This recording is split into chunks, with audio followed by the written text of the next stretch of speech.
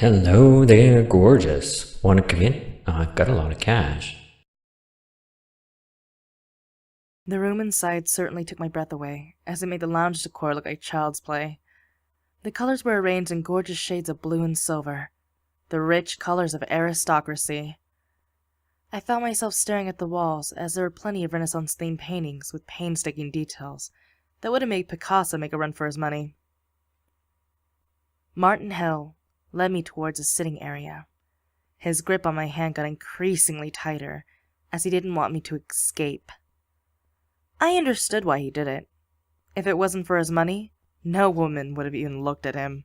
There were little to no people inside the room. The few that were occupied the bar at the far side of the room. Grudgingly, I allowed myself to be led to a sitting area, where there were several leather couches and love seats. I cringed inwardly at the sight. Hill picked a simple maroon leather love seat that faced a solitary fireplace. I could have felt the vein on my forehead throb in annoyance due to my horrible karma. Martin Hill jumped into the left side and eagerly patted the seat next to him. He smiled crookedly at me. A wave of disgust threatened to overwhelm me before I took a deep breath and sat down in the seat as far from Hill as possible without being rude. Luckily, he didn't seem to notice, as he waved a butler over and took 2 sleek glasses of champagne. After giving the butler a rather generous tip, Hill turned around and focused his attention on me. His crooked smile was still glued to his face as he passed me my champagne. All too eagerly, I gulped it down. If I was to seduce this man, I needed some alcohol to set the mood. Maybe I would get woozy enough to not remember what I did. Feeling bold and wanting a death wish, Hill placed his heavily ringed hand on my knee. He slowly massaged the bone. What brings a gorgeous woman like you here? He asked, still smiling. I shrugged a bit. Oh, I came for the music. I heard that Salute to Vienna is a lovely performance. I answered lightly, though I was just dying to smack that grin off Hill's face. I placed my empty glass on the table in front of my seat. I wished then more than ever that I had brought my gun. All I would have to do was point it at Hill, and he would have started babbling out all the information I wanted. My physical reaction didn't betray my dark thoughts, for Hill shuffled closer, still smiling. You like music, huh? He asked. I hummed my agreement. Yes, I do. It really allows one to portray their inner thoughts, without the need or the uneasiness of expressing words. Hill's light eyebrows rose in interest. Very true. I take it that you're a woman of few words. A genuine smile appeared on my face.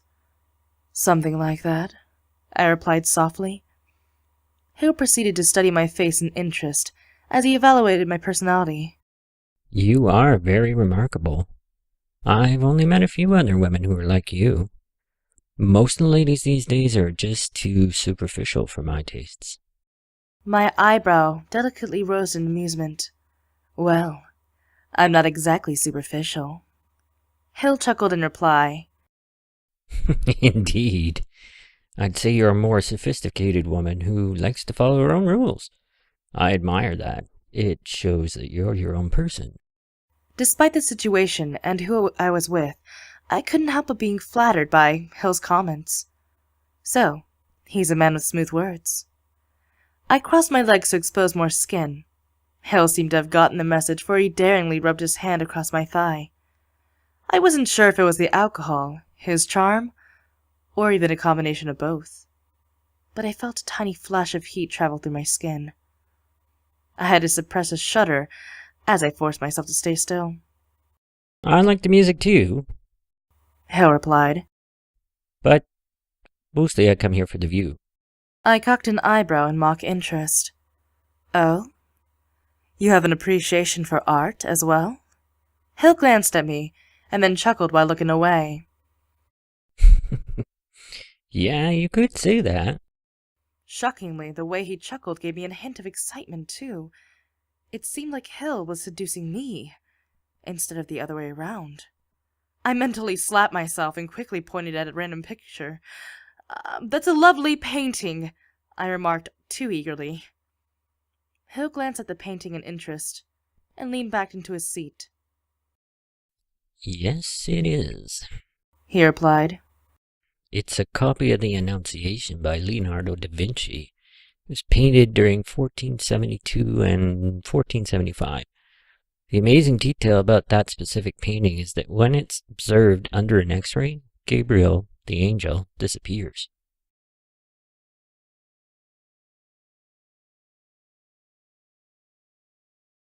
I nodded, both as an excuse to keep him talking, but also in true interest. The long-dead Italian painter certainly was the most talented artist of his time. What's your explanation behind the angel disappearing? I asked. From the corner of my eye, I saw Hill regard me curiously, before he turned back to the painting. I would have thought it was a complete accident on Da Vinci's part. However, after years of studying the painting more thoroughly, I think Da Vinci did it on purpose. I turned to Hill. What makes you say that? Hill smiled slightly and seemed amused at my question. There's always a force at work that's greater than man. We're all just puppets for the Grand Masters that decide on how to rule the world. With that said, Hill turned his head towards me, a faraway look in his eyes. What he described was sickeningly similar to our current state. If there was any doubt in my mind that this man was not affiliated with the Phantoms, his remark was definitely hard evidence. I decided to play it cool, and kept up the conversation. You're very knowledgeable. I've never known many men who've expressed interest in much aside from food, sports, and... you know the last. Hill chuckled slightly. Anyone can pass off as intelligent. Being cultured, however, is an entirely separate thing. True. I can see that you're a man with fine taste. I replied in the same manner as Hill did earlier. Hill glanced at me slightly, his green eyes darkened with what I assumed was desire. They ventured down to my cleavage as he gave the area a look over. Indeed I am, he said lowly. I barely managed to suppress another shiver as warmth spread throughout me. I was momentarily shaken from my chaotic thoughts by the movement of Hill, gesturing the butler to come by. Once he did, Hill whispered something in his ear. The butler nodded in understanding and walked towards the few occupants of the bar. After a brief talk, they all made their way towards the double doors. A few moments later, the sound of the door closing was the only thing that interrupted the still silence. I shifted my view to Hill, who placed his champagne glass on the table. You know, he started. I've been coming to social events like this for a while, and I have never met a woman as extraordinary as you. You intrigue me. I met Hill's intense gaze with my own slightly blurred vision. My lips parted as I found myself breathing in more deeply. Hill leaned forward until his nose barely touched mine. Even though my mind was screaming at me that this man was the enemy, I found that I couldn't move away. It was like I was ready to give in and let Hill take my body and mind to inexplicable places. After a moment of just staring at each other, Hill finally pressed his lips against mine. I thought that I would have been repulsed by the kiss, but strangely, I found it enjoyable. I found myself kissing back, and Hill took that as an encouragement to go further. He wrapped his arms around me like a snake and lazily trailed them over my back. Eventually, they rested on my zipper and absently played with it. Slowly, Hill gently pushed me back into the sofa and pressed his body flat against mine. Immediately, I was pulled from the spell and panicked at my position disadvantage. Oh crap, I thought in alarm. I struggled and Hill quickly leaned up. What's wrong? He asked breathlessly. You do want this, don't you? I opened my mouth, but then shut it once more. What was the truth? Honestly, I didn't want to know. Get off her! A voice shouted. Both Hill and I whipped our heads towards the source of the burst. I huffed in exasperation. He chose to show up now? Suddenly, a swishing noise ripped through the silence. Hill abruptly yelped as a knife sliced through his hand. Ah! Blood gushed out, and Hill grabbed a hold of it with his other hand. He then glanced down at me and glared. You don't happen to have a psycho ex-boyfriend, do you? I blinked dumbly. By the way, Mr. Hill, I was sent here to arrest you. If you were lucky, the sex would have been an added bonus. Hill yelped again as a knife nearly hit his shoulder. Ah! He shuffled off of me and then took out a pistol. Show yourself, coward! Let the lady go. The person answered threateningly. Hill immediately turned his head towards me and pointed his gun at me. Who the hell are you? He hissed at me. The last details were a blur for me. 1 minute, Hill had a gun pointed at me. The next, I was thrown to the ground as Hill flew off of me. A single gunshot was released as my mask came off, exposing my flushed face to the cooler air. From where I laid on the floor, I could hear the sound of struggling as kicks and punches were exchanged. Finally, after a nasty-sounding punch, the vibration of someone dropping to their knees and falling over radiated across the floor. I then heard footsteps coming towards me, and I tensed until I looked up to see Agent Delta standing over me. Need help there? Or are you just enjoying the view? He asked. It sounded like a joke, yet the Guardian's tone was anything but. I scowled at him before I pushed myself up. As soon as I got on my feet, I began to lose my balance. Luckily, Agent Delta reacted quickly and held on to me. Are you all right, Agent Moore? He asked. Concern was evident in his voice. You seemed close to Hill. He strained to finish. I felt ashamed at myself for allowing Hill to affect me that much. I mumbled in Delta's shirt, but found myself pressed against his chest. His muscled chest. Had I not been feeling ready to pass out, I would have blushed at the discovery. I pulled away when he couldn't understand me.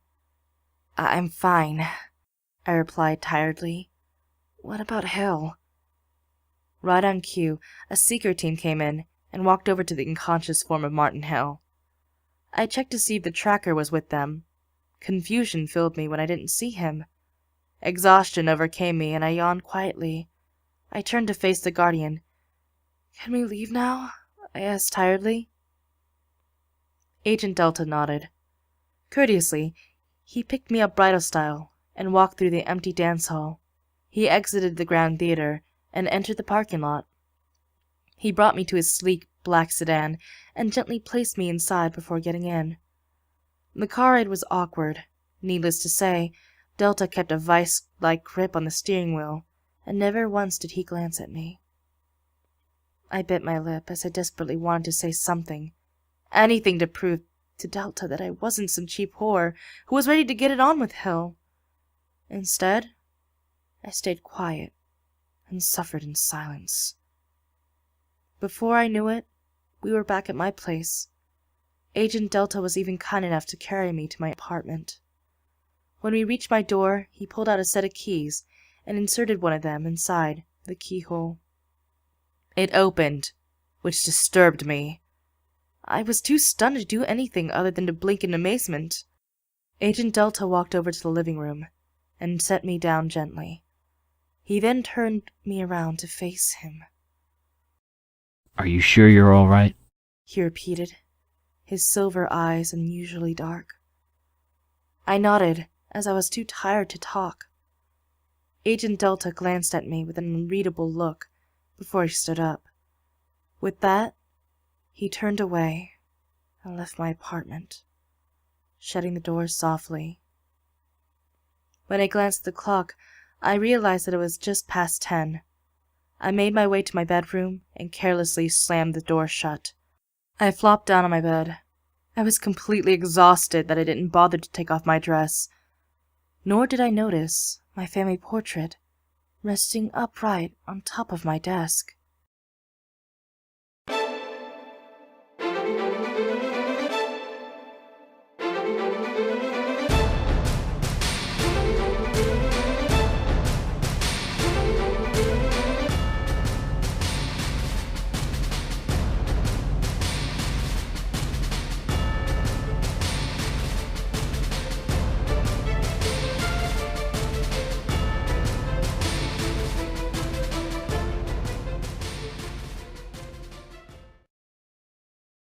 Hello, YouTube. I just want to say thank you to those who actually pay attention to the audiobook and through that read my novel. I am hoping to one day get it published. I'm in the process of contacting agents and publishing agencies alike, but it's a lengthy process, so hopefully I'll have some success in the future. Thank you to the voice actors who kindly take their time to voice for me, and really I appreciate for you to bring my characters to life. Just a little note, you'll notice that I changed the name of the novel, as it says in the link, but for the sake to not confuse you, I'm just gonna still leave it as More Than Meets the Eye on YouTube. Thanks for watching.